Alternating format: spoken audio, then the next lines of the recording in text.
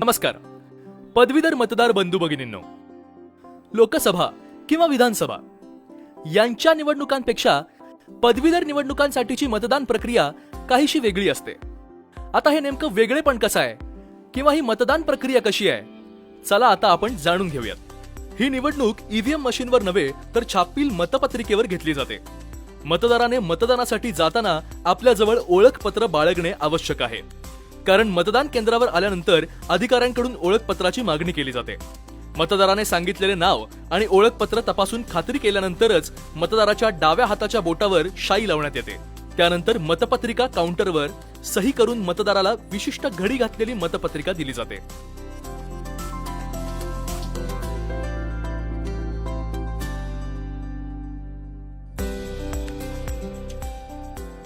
सोबत मतदारांना जांभळ्या रंगाचा स्केच पेन उपलब्ध करून दिला जातो.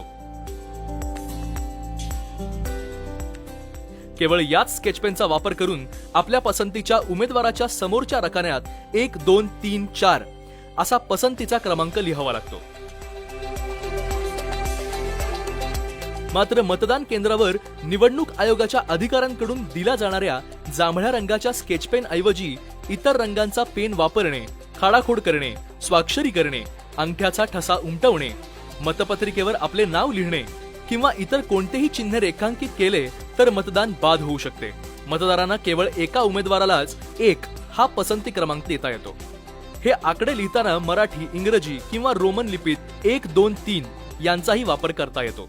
तसेच मतपत्रिकेवर नमूद उमेदवारांपैकी एकाही उमेदवाराच्या समोरील रकान्यात 1 क्रमांक न लिहिणे, 1 हा क्रमांक एकाऐवजी अनेक उमेदवारांसमोर लिहिणे, ज्या रकान्यात पसंतीचा क्रम लिहिणे अपेक्षित आहे त्याऐवजी मतपत्रिकेवरील इतर ठिकाणी क्रमांक लिहिणे, एकाच उमेदवाराच्या समोरील रकान्यात 1, 2, 3 असे सर्व क्रमांक लिहिणे, तसेच आपला प्राधान्यक्रम शब्दांमध्ये लिहिल्यास ती मतपत्रिका बाद होते. शिवाय उमेदवाराच्या समोरील रकान्यात विशिष्ट पद्धतीने बरोबर किंवा चूक अशी खूण लिहिता येणार नाही. या पद्धतीने लिहिली गेलेली मतपत्रिका अवैध ठरते. म्हणूनच फक्त तुमचा पसंती क्रमांक हा फक्त अंकातच लिहावा लागतो.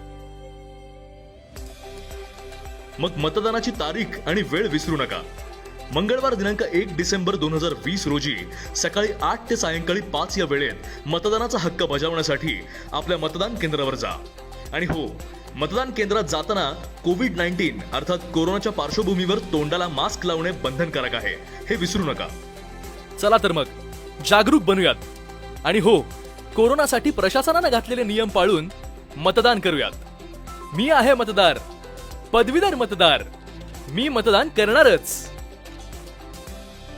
औरंगाबाद पदवीधर मतदारसंघ.